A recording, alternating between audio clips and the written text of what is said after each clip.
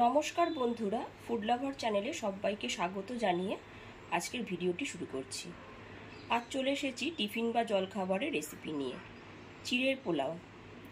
একদম ঝরঝরে চিড়ের পোলাও কিভাবে বানাবো সেটাই আপনাদের কাছে দেখাবো। বাচ্চাদের সকালে টিফিনে এই চিড়ের পোলাও অনায়াসে দেওয়া যায়। তাছাড়া সকালে ব্রেকফাস্টেও চিড়ের পোলাও বানিয়ে খাওয়া যায়। তাহলে চলুন দেখে নেওয়া যাক আজকের রেসিপি চিড়ের পোলাও। চিড়ের পোলাও বানাবার জন্য এখানে 2 কাপ পরিমাণ সরু চিড়ে নিয়েছি। বাজারে অনেক টাইপেরই চিড়ে পাওয়া যায়, তবে এইরকম সরু চিড়েটাই দিয়ে চিড়ের পোলাওটা করলে পরে খুব ভালো হয়। মোটা যে চিড়েটা আছে সেইটা ধুলে পরে খুব তাড়াতাড়ি নরম হয়ে যায়, ওই জন্য সরু চিড়েটা দিয়ে চিড়ের পোলাওটা করলে পরে খুব সুন্দর হয়। চিড়েটা এবার জল দিয়ে ধুয়ে নেব। 5 থেকে 6 বার চিড়েটা জল বদলে বদলে ধুয়ে নেব, কারণ চিড়ের মধ্যে অনেকটাই ময়লা থাকে। এই ভালো করে চিড়েটা জল দিয়ে ধুয়ে নেব।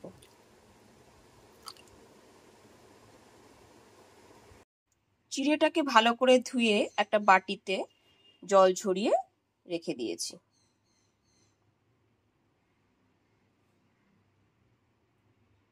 এইবারেতে দিয়ে দেব পরিমাণ মতো লবণ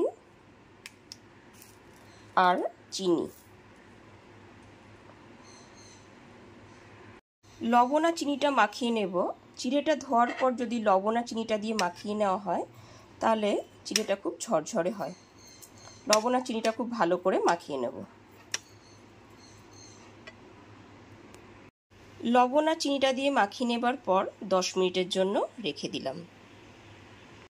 লবণ আর চিনিটা দিয়ে মাখিয়ে নেবার পর 10 মিনিটের জন্য ঢেকে রেখে দেব। গ্যাসের ফ্লেমটা অন করে একটা কড়াই বসিয়ে দিয়েছি, আর তাতে দিয়ে দিয়েছি 3 টেবিল চামচ রিফাইন্ড অয়েল। এখানে তেলটা খুব ভালো মতন গরম হয়ে গেছে। এবারেতে দিয়ে দিলাম 3 টেবিল চামচ চিনেবাদাম।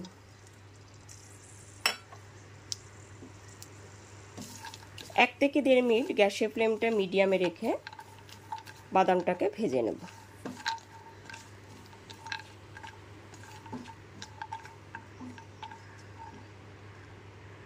বাদামটা এখানে ভাজা হয়ে গেছে, এবার একটা বাটিতে তুলে নেব।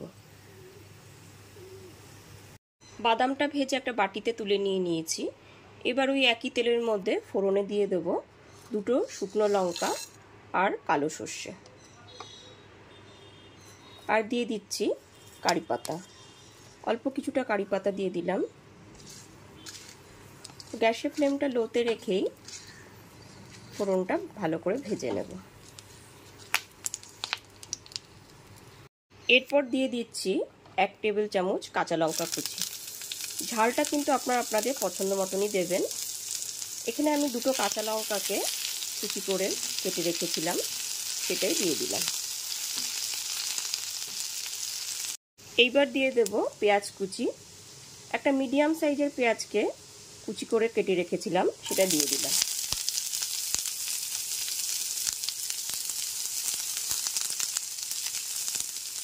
পেঁয়াজ কুচিটা দিয়েও 1 থেকে 1.5 মিনিট নেড়ে নেব।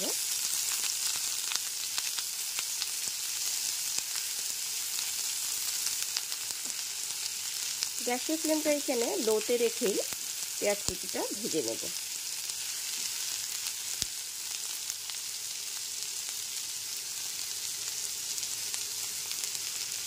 এখানে হালকা করে ভেজে নিয়েছি।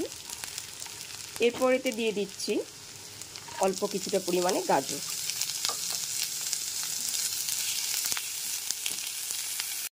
গাজরটা দেওয়ার পর 1/2 টিস্পুন মতো লবণ দিয়ে দিলাম। লবণটা দিয়ে ভালো করে মিশিয়ে নেব।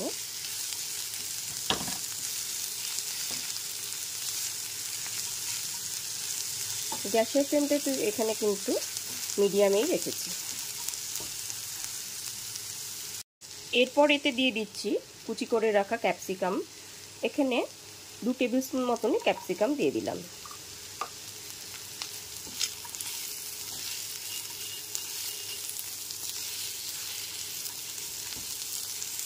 আর দিয়ে দিচ্ছি 2 টেবিল স্পুন মতো বিনসটাকেও এখানে কুচি করে কেটে রেখেছি, সেটাও খুব ভালো করে সব কিছুর সাথে ভেজে নেব।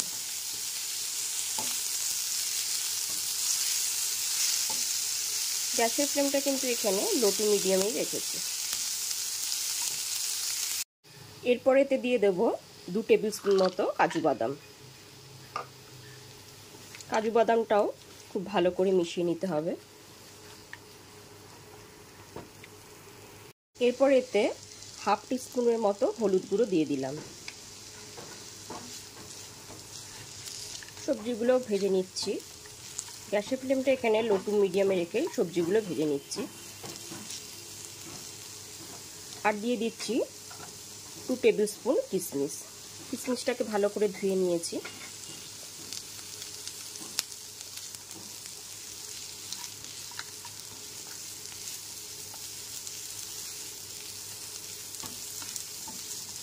গ্যাসের ফ্লেমটা লো টু মিডিয়ামে রেখে সবজিগুলো খুব ভালো করে ভেজে নেব।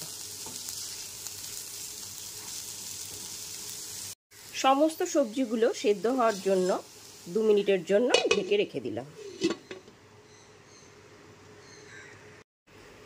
2 মিনিট পরে ঢাকনা খুলে দেখে নিচ্ছি কতটা সবজি সেদ্ধ হয়েছে। এখানে সবজিগুলো সেদ্ধই হয়ে এসেছে। সবজিগুলো এখানে সেদ্ধই হয়ে গেছে। এরপর লবণ আর চিনি মাখানো যে চিড়েটা সেটা দিয়ে দিলাম।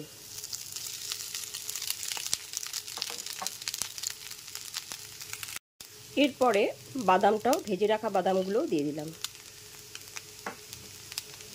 চিড়ে আর বাদামটাকে খুব ভালো করে সবজির সাথে মিশিয়ে নেব।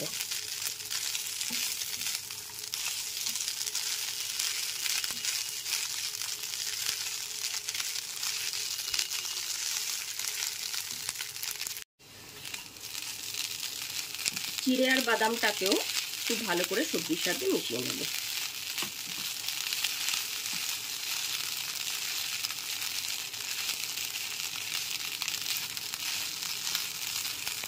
এইবার একটা পাতিলেবু কেটে হাফ টেবিল চামচ পরিমাণ রসটাকে দিয়ে দিলাম।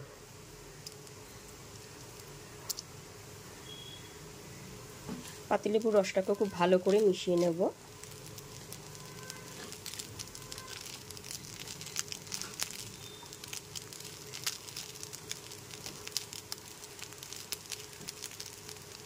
এবার গ্যাসের ফ্লেমটা অফ করে দিলাম।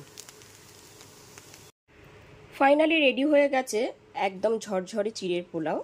আর বাটিতে গরম গরম পরিবেশন করব। আমার রেসিপিটি যদি আপনাদের কাছে ভালো লেগে থাকে তাহলে অবশ্যই লাইক কমেন্ট করবেন। আর আমার চ্যানেলে যদি নতুন বন্ধু হয়ে থাকেন তাহলে চ্যানেলটা অবশ্যই সাবস্ক্রাইব করে নেবার অনুরোধ রইল। আর পাশে থাকা বেল আইকনটি অবশ্যই প্রেস করে দেবেন, কারণ আমি চ্যানেলে যখনই কোনো নতুন রেসিপি দেব আপনাদের কাছে তাহলে খুব তাড়াতাড়ি পৌঁছে যাবে। আজকে তাহলে এই পর্যন্তই। ধন্যবাদ।